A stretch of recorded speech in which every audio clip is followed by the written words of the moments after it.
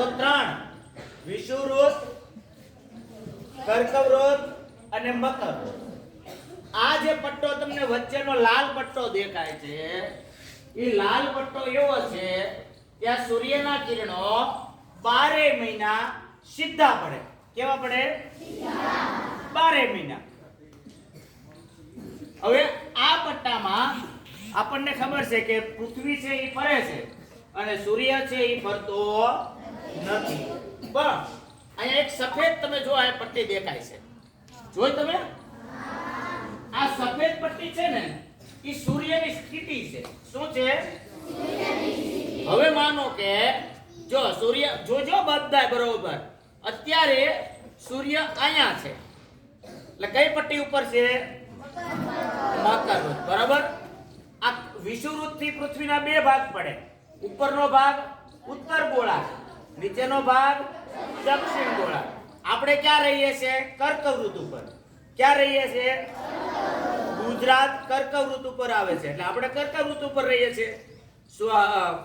આજે સૂર્યની સ્થિતિ મારી આંગળી છે ક્યાં છે? બરોબર? અહીંયા સૂર્ય દાદા છે. હવે અહીંયા હોય, હવે અહીંથી વચ્ચેનો ભાગ ખુલેલો છે અને અહીંથી ઘણો બધો દૂર છે એટલે અહીં સૂર્ય કેવો પહોંચે? ઓછો પહોંચે. સૂર્યના કિરણો ત્રાસા પહોંચે. સૂર્યના કિરણો ત્રાસા પડે એટલે ગરમી કેવી પડે? ઓછી પડે. કેવી પડે? બરોબર? અને ગરમી ઓછી પડે તો ઠંડી વધુ પડે. એટલે આપણે જાન્યુઆરી, ડિસેમ્બર, જાન્યુઆરી આ બધા મહિનામાં ઠંડી પડે. હવે સૂર્ય છે એ કોઈ દી કર્કવૃત્તથી નીચે નહીં જાય. અહીંથી એનું કામ પૂરું થઈ ગયું. હવે સૂર્યની સ્થિતિ કેમ થાય? તો ધીરે ધીરે ઉપર જાય. બરોબર? 3 મહિના સુધી અહીંયા આવશે ત્યારે 3 મહિના થાય. અહીંયા જુઓ એ સાહેબ ઓલા છોકરા આમ ન જુઓ. બરોબર? હવે 3 મહિના એટલે 3 મહિના એટલે કેટલો સમય થયો ગણો? ડિસેમ્બર, પછી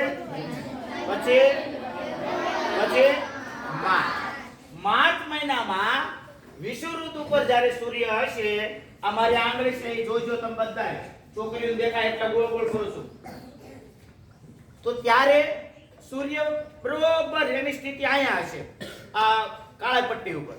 તો બે બાજુ સૂર્યને તડકો છે કેવો પડશે? સમાન પડશે. તો રાત દિવસ કેવા થાય? તો માર્ચ મહિનાની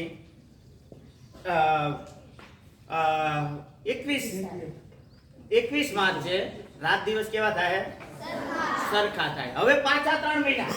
હવે જુઓ પાછા 3 મહિના સફેદ પટ્ટી છે ઉપર જાય છે. જુઓ જઈને